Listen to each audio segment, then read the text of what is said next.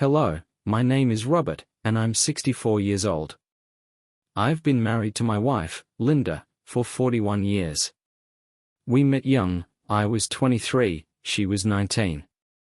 We've shared every season of life side by side, going from having barely anything to making a life we could be proud of. We faced the good times and bad, leaning on each other and holding on to faith, trusting that the life we were building was strong enough to last. Sometimes, I think back to those early days. We didn't have much, just a small rental place, a rusty old car, and a pocket full of dreams. But we had each other, and that was all we needed. In our early 30s, we scraped together what we could to buy our first home. It's the same place we raised our 2 kids and made enough memories to fill a lifetime: holidays, birthdays, lazy Sunday mornings, and countless moments that made us who we are as a family. Linda was my anchor, and for all those years, I trusted we'd grow old together on that solid foundation. For the last few years, things have been pretty calm. I retired a while back, so my days now are spent working around the house, getting lost in a good book, or spending time with the grandkids whenever they come by. Linda, on the other hand, kept at her job. She's always been dedicated to her work. Just recently, she was promoted to a senior position, something she'd worked a long time for. I was happy for her, of course, she deserved it. But with the promotion came more responsibilities, and soon she was traveling a lot more, off on business trips for the first time in years. It was an adjustment for both of us.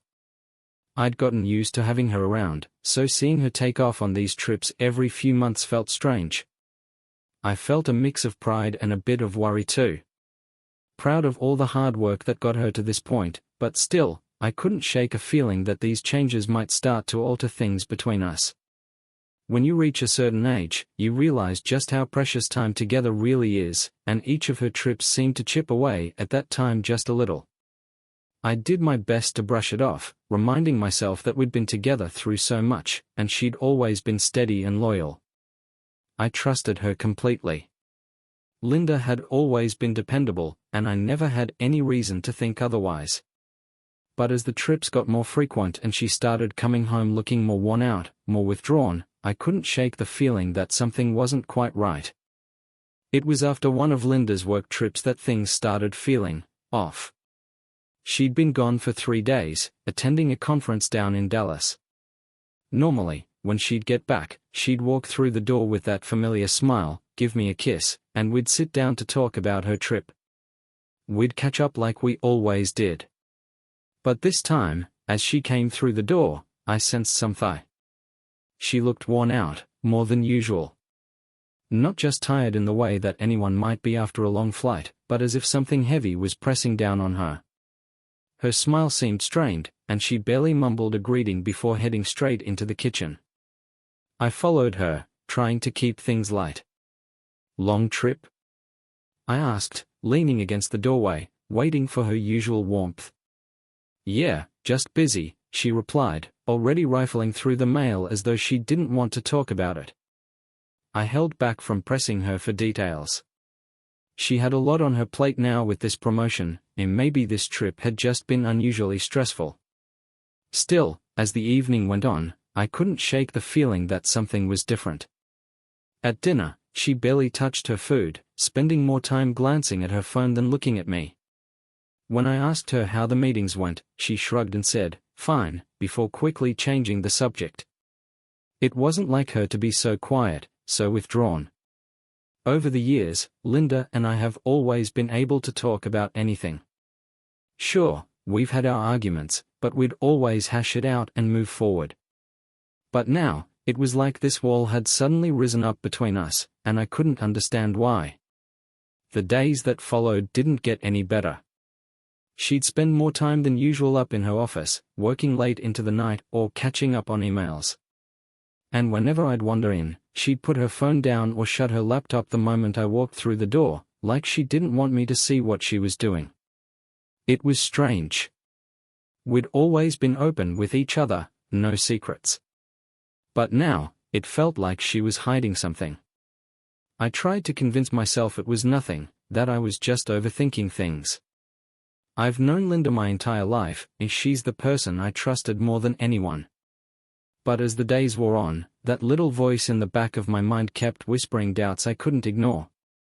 It brought me back to memories I'd rather forget, of a time when I was just a kid and had walked in on my dad's affair. I still remember the look on my mother's face when I told her. I'd never thought I'd feel that way again. But now, sitting in my own home, watching my own wife act like a stranger, I couldn't help but wonder if I was on the verge of experiencing that same kind of betrayal. I wanted to ask her about it, to just come right out with what was on my mind. But every time I tried, the words got stuck. Maybe I was afraid of the answer. Maybe I didn't want to hear what she might say. But no matter what the reason, I couldn't shake the feeling that something between us had shifted, that all we'd built over these 41 years was starting to crumble. A few days passed, and things didn't get any better. Linda was still distant, barely saying a word unless I asked her something directly. It wasn't like her, and I couldn't shake the feeling that something was deeply wrong. One night after dinner, as we were sitting in the living room with the TV on low, I decided I couldn't hold it in any longer. I had to ask her what was going on. She was staring at the screen, not really watching it, and I could hardly focus myself. I turned to her and said, "Linda, seriously, what's going on? You've been acting different ever since you got back from that trip." She didn't answer right away. I saw her shoulders tense, and she sat there in silence for a long time. Finally, after what felt like forever, she sighed and looked down at her lap. "Robert," she said, her voice barely a whisper, "there's something I need to tell you." My heart started pounding. "All right," I said, feeling a strange sense of dread. I had no idea what she was about to say, but I knew it wasn't going to be good. "I made a mistake," she whispered. I was with someone." Everything inside me went still. I didn't move. I didn't speak. I just stared at her, struggling to process what she just said. "It was Mark," she continued, her voice barely audible as she looked away.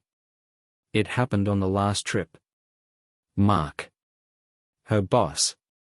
I kept staring at her, feeling like I'd been blindsided. How could this happen? After all these years? "It was just once," she added quickly, her voice shaking. "It didn't mean anything. I don't even know what came over me. I wasn't thinking." I couldn't bring myself to respond. 40 years. We'd been married for 40 years, raised kids, built a life, created a home. And now, this? She kept talking, saying she was sorry, that she regretted it more than anything, that she loved me. But honestly, I barely heard any of it. My mind was spinning, and I just couldn't wrap my head around it. "I'm so sorry," she said again, her face streaked with tears. "I don't expect you to forgive me, but I couldn't keep lying to you." I finally stood up, feeling strangely calm. "You should leave," I said, though my voice felt distant, like it belonged to someone else. Her eyes went wide. "Robert, please." "I need space," I said, cutting her off. "Go stay with your sister for a while. I can't be around you right now." She started crying harder, but I didn't move. I couldn't. I just stood there, feeling numb. She grabbed her phone, called her sister, and then, a few minutes later, she was gone. And just like that, the house went quiet, and I was left standing alone in the living room, wondering what had just happened. 40 years of marriage, and now everything felt like it was falling apart in the blink of an eye. I didn't know what to do next. I just sat back down on the couch, staring at the empty space where she'd been sitting, trying to understand how things had come to this. After Linda walked out that night, the house felt hollow. I just sat there, staring into space. My mind was racing, yet blank at the same time. 40 years together, 4 decades of building a life, raising kids, weathering every storm that came our way, and now it all felt like it was crumbling to dust.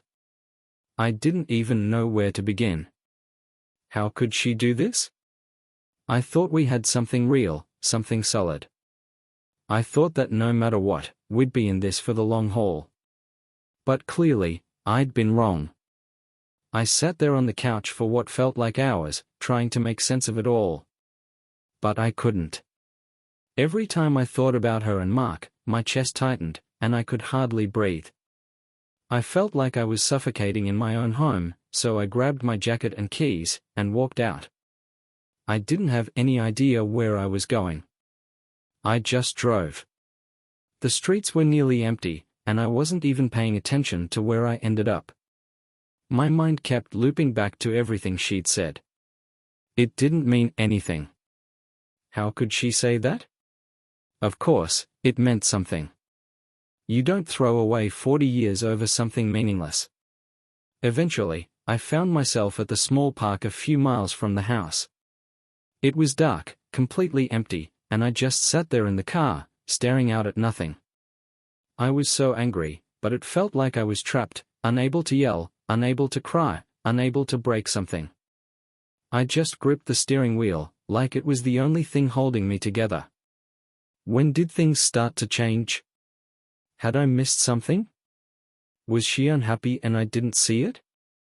I tried to replay the last few months in my mind, going over every conversation, every interaction, looking for a clue. But nothing made sense. Maybe I didn't want to see it. Maybe I'd been too comfortable, assuming we were okay, thinking we were secure. It was past midnight by the time I headed back home. When I stepped through the door, the silence hit me like a wave. It was as if I was walking into someone else's house. There was no Linda, no sounds of life, just emptiness. I sank down at the kitchen table, head in my hands, feeling utterly lost. I didn't know what to do. What do you do after something like this? Is there a way to forgive? Should you even try? My mind kept drifting back to the life we'd built, to the thought that everything we'd created was now hanging by a thread. Could I ever trust her again? Or was it over? I had no answers, only a million questions bouncing around in my head. And I felt exhausted, not just tired, but drained down to my core. But I couldn't sleep. Not after this. The life I thought I had, the one I thought I understood, suddenly felt like it wasn't mine anymore. And I had no idea what was supposed to happen next. That was the part that terrified me the most. The next day, I was up early, not that I'd slept much. My whole body felt heavy, like I hadn't moved in days. Everything ached, my head, my chest, even my legs, as though I'd been running a marathon all night. I made some coffee, hoping it would snap me out of the fog, but it didn't do much. I couldn't stop thinking about what Linda had said about Mark, about how she claimed it was only once. But was it? I couldn't shake that question. Had she told me everything, or just enough to make me stop asking? At some point, I picked up my phone and opened Facebook. I hadn't used it much lately, but I knew Mark's wife, Lisa, was on there. We'd met a few times over the years at work events. If anyone could fill in the blanks, it would be her. My hands were shaking as I typed out a message, something simple like, hey, Lisa. Can we talk? She replied faster than I expected. She already knew what it was about and asked if we could do a video call. I didn't hesitate. I needed answers. A few minutes later, we were on the call. One look at her face told me everything I needed to know. She looked exhausted, broken, like she'd been living her own nightmare. I found out about the affair last week, she said, her voice sounding worn down. I confronted Mark, and he admitted it. I just sat there, trying to process it. She'd known. She'd known for a week. It wasn't just once, Robert, Lisa went on, her expression hardening. They'd been talking for months. Texting. Calling. I found messages going back to January. January. It felt like the floor dropped out from under me. Linda had told me it was only once, that it didn't mean anything. But that was a lie, a big one. They got close at work, Lisa continued, shaking her head. It wasn't all physical, not at first. It started with emotional stuff, and then it just escalated. I felt sick. My chest tightened, and I gripped the edge of the table just to keep myself steady. This wasn't what Linda had told me. She tried to make it sound like some stupid mistake she regretted. But this? This was planned. It had been going on for months, and I'd had no idea. I couldn't think of anything to say, so Lisa kept talking. She explained how she'd noticed Mark pulling away, how he was spending more time at work, coming home late. She'd confronted him, but he kept brushing it off, making excuses, until she found the messages. After that, there was no denying it. I'm leaving him, Lisa said, her voice suddenly steadier. I've already started packing his things. I nodded, feeling like a zombie. I didn't know what to say. Everything felt so heavy, like there wasn't enough air in the room. What about you? She asked. What are you going to do? That was the question, wasn't it? What was I supposed to do? I don't know, I said, my voice barely more than a whisper. I honestly don't know. We talked a little longer, but my mind was spinning. I was doing everything I could to hold it together, but inside, I was falling apart. When we finally said our goodbyes, I just sat there, staring blankly at the screen after the call ended. Linda had lied to me. I'd given her the benefit of the doubt, and she'd lied right to my face. I didn't know what hurt more, the fact that she'd cheated, or that she couldn't even tell me the whole truth.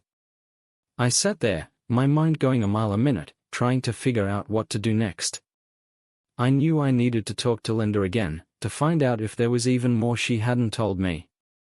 But honestly, I wasn't sure if I could take hearing any more. After that conversation with Lisa, I felt like I was right back at square one, or maybe worse. The realization that this wasn't just a one-time thing, that Linda had been seeing Mark for months, hit me like a punch to the gut. I spent the whole day pacing around the house, trying to calm myself down, but nothing worked. I couldn't stop thinking about it, and the more I thought, the angrier I got. By evening, I knew I couldn't avoid it any longer. I had to talk to Linda again, and this time, I was determined to get the truth, the whole truth. I picked up my phone and sent her a message, we need to talk. Come to the house tonight. She replied quickly, saying she'd be there within the hour. I didn't know if I was ready, but I knew it was now or never. I wasn't going to let her dodge around this anymore. When she walked in, the tension in the room was instant. She looked like she'd been crying, her eyes were red, and she kept nervously fidgeting with her hands. But I wasn't in the mood to feel sorry for her. Not after everything I'd just found out. We need to talk, I said, standing by the kitchen counter. I didn't want to sit for this. I know, she whispered, taking a seat at the table. I took a steadying breath. I spoke to Lisa today, I started. She told me it wasn't just once, Linda. You've been seeing him for months. Her face went pale, and she looked down at her hands. She didn't even try to deny it. I'm so sorry, Robert, she said quietly. I didn't know how to tell you. I didn't want to hurt you more than I already had. More than you already had? I repeated, my voice rising. Linda, you didn't just cheat once. You lied to me. For months. You let me think it was some terrible mistake, a one-time thing, when all along, you were seeing him behind my back. I know, she said, tears starting to spill down her cheeks. I know, and I'm so sorry. I shook my head, barely able to look at her. Why, Linda? Why would you do this? After everything we've been through, after all these years, why? She wiped her face, but the tears kept coming. It wasn't planned, Robert. I swear, it wasn't. It started with just talking. It felt good to have someone pay attention to me. And then? I don't know, things just got out of hand. Out of hand? I repeated, struggling to keep my anger in check. Do you have any idea what you've done to me? To us? I was lonely, Robert, she said, her voice breaking. I didn't mean for it to go this far. I was just lonely. Lonely. That word hit me like a slap. We'd been married 40 years. We'd built a life together, raised kids, gone through everything hand in hand. And now, she was telling me she did this because she was lonely? I don't know what to say, I said, my voice shaking. I don't know if I can ever forgive this, Linda. I don't know if I can ever trust you again. She sobbed quietly, covering her face with her hands. I don't expect you to forgive me. I know I've ruined everything. But I love you, Robert. I love you, and I'll do whatever it takes to fix this. I'll quit my job. I'll go to therapy. I'll give you access to everything, my phone, my emails, anything you need to trust me again. I wanted to believe her. God, I wanted to believe her. But the pain, the betrayal, it was too much. I didn't know if I could ever look at her the same way. I need time, I said finally, my voice hoarse. I don't know what's going to happen, but I need time to think. She nodded, still crying, and stood up slowly. I'll go back to my sister's for now, she whispered.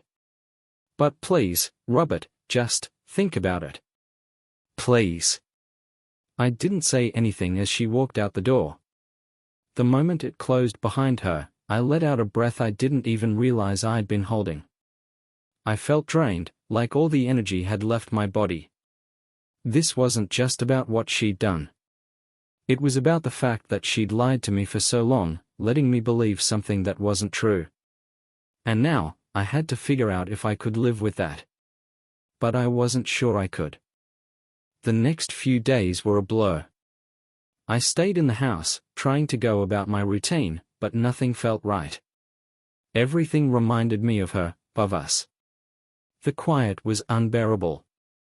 The bed felt too big. Even sitting at the kitchen table felt strange without Linda there. I kept thinking about all the years we'd spent together and how it had come to this. How do you even begin to rebuild after something like that? Every time I thought about her, it was like a fresh wave of pain washed over me. I kept hearing her say she was lonely. Lonely? After all these years, that's what led her to this? It just didn't make sense. We'd been through so much, raising kids, losing loved ones, all the ups and downs that come with marriage. But this? This felt like something I wasn't sure we could come back from. I'd been doing a lot of thinking, and honestly, I didn't know what I wanted anymore. Part of me wanted to work it out, to at least try. 40 years is a lot to throw away, and deep down, I still loved her. But the other part of me was furious, hurt beyond words. I didn't know if I could ever trust her again, not after all the lies. Linda had been texting me. Short messages, nothing elaborate, I'm thinking about you, or I hope we can talk soon. But I couldn't bring myself to respond. I needed space, and I wasn't ready to face her yet. Finally, I decided to reach out to someone. Not family, not anyone who knew us both, but an old friend of mine, Mike. We'd known each other for years, and he'd been through a rough divorce himself. If anyone would understand, it'd be him. We met up for coffee, and it felt good just to get out of the house, to be around someone who wasn't caught up in all of this. I told him everything, from Linda's confession to the conversation with Lisa. He listened quietly, letting me spill it all out without judgment. When I finally finished, Mike just shook his head. That's tough, man, he said, taking a slow sip of his coffee. I'm not gonna tell you what to do, but I will say this, whatever you decide, it's gotta be for you. You've gotta think about what's going to help you move forward, whether that's together or on your own. I nodded, but I didn't know if I was any closer to figuring that out. You're allowed to be angry, hurt, all of it, Mike went on. But don't rush into anything. Take the time you need to figure it out. That hit home. I'd been feeling this pressure to make a decision, like I had to figure it all out right away. But maybe I didn't. Maybe I just needed to take a breath and let myself feel everything, as messy as it was. After we talked, I went back home and sat down at the kitchen table. I looked around the room, thinking about all the years Linda and I had spent here. All the memories. It wasn't just the house that felt empty without her, it was my life. But at the same time, I wasn't sure if I could let her back in. Later that night, I finally texted her back. I told her we needed to meet and talk, really talk, about what came next.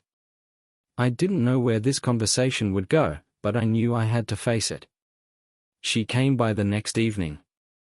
The moment she walked in, I could tell she was nervous. She sat down across from me at the table, and for a minute, we just sat there in silence, both of us feeling the weight of everything that had happened. I've been thinking, I said finally, breaking the tension. About us. About everything that's happened. She nodded, her eyes filled with regret. I know I hurt you, Robert. I know things can't go back to the way they were. But I want you to know how much I love you. I'll do whatever it takes to fix this. But I also know that's up to you.